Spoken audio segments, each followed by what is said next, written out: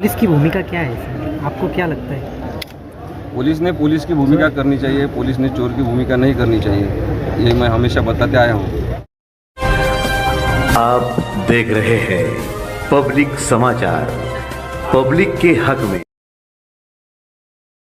तरह के कलम लगाए गए हैं और जो पता चल रहा है कि कोई राजकीय नेता इसके पीछे है, तो इस तरह का राजकारण अगर होता है तो वो द्वेषपूर्ण राजकारण इन भारत के लोकनीति में, लोकतंत्र में बैठता नहीं है।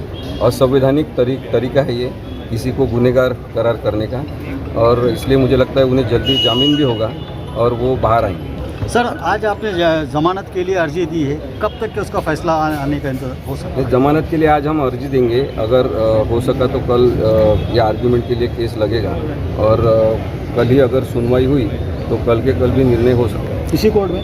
नहीं, इसी कोर्ट में। सर, कौन कौन से आपके मुताबिक ऐसा लगता है कि जो धाराएं उन पर नहीं लगनी चाहिए थे वो लगाई गई है? टेक्निकली कौन कौन सी चीज़ें हैं जिसको आप जो है डिफेंस कर रहे हो, जो लगना नहीं चाहिए था मगर कोई सियासी दबाव के कारण लगाई गई? जैसे है कि 120B लगाया है क्रिमिनल कॉन्स्पिरेसी का, तो गुनहगारी स्वरूप का कोई कारस्थान अगर होता है तो उसमें 120B लगता है, लेकिन इसमें कोई कारस्थान नहीं है। दूसरी बात है कि जो फोर्जरी का कहा गया है कि कुछ झूठे कागजात सबमिट किए हैं, झूठे कागजात सही है ऐसा करके लोन उठाया है, वो भी गलत है, क्योंकि जो पूरी प्रक्रिया है बैंक का लोन लेने की वो की गई है। प्रोजेक्ट रिपोर्ट सबमिट किया गया है जो यंत्रमाग व्यवसाय शुरू करने के लिए है, तो कागजात कोई बनावट नहीं है। इसलिए जो बनावट कागजात है ऐसा कलम लगा है वो भी गलत है।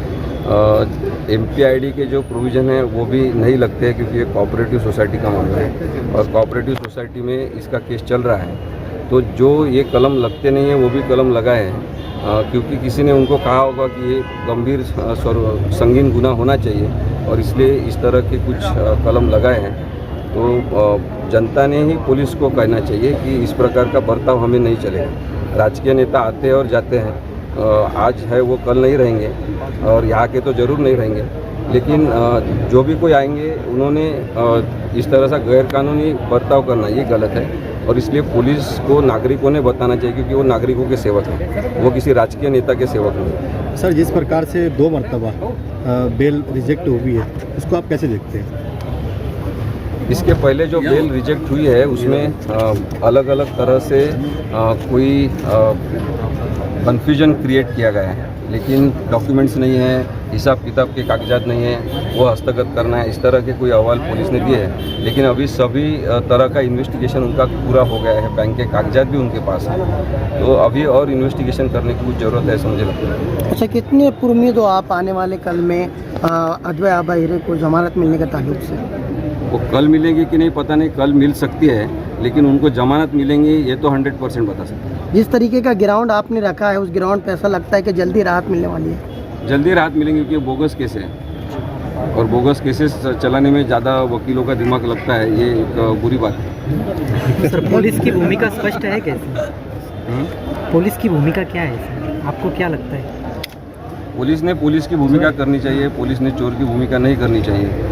ये मैं हमेशा बताते आया हूँ। ये सिर्फ यहाँ के पुलिस के बारे में नहीं है, महाराष्ट्र में ये चल रहा है, और जो पावरफुल है, राजकीय तरह का चैलेंज देते हैं दूसरों को, उनके ऊपर एक तो झूठे दबाव लाए जाते हैं, या तो उनको बीजेपी में प्रवेश करना पड़ता है। सर, जिस प्रकार से आपका स्टेटमेंट है, ऐसा लग रहा है कि कहीं ना कहीं सत्ता का दुरुपयोग केस में हो रहा है। पूरे महाराष्ट्र में सत्ता का दुरुपयोग हो रहा है, और इसलिए जो यहाँ पे अपात्र लोगों की सरकार चल रही है उसका उदाहरण है कि इसी तरह से गुनहगारी प्रवृत्ति चलाकर भारतीय संविधान को बाजू में रखकर और घटनात्मक जो हमारा फ्रेमवर्क है उसको तहस महस करके ही हम ताकत हासिल कर सकते हैं। ऐसा एक जो गलतफहमी फैलाई गई है उसके बारे में हमें सबको बुरा लगना चाहिए, ऐसे मुझे लगता है। ये सिर्फ अद्वैय हीरे की एक केस है, इसलिए मैं नहीं बोल रहा हूँ। इस तरह की वारदात होनी नहीं चाहिए, इस तरह की पुलिस कार्रवाई ही गलत है।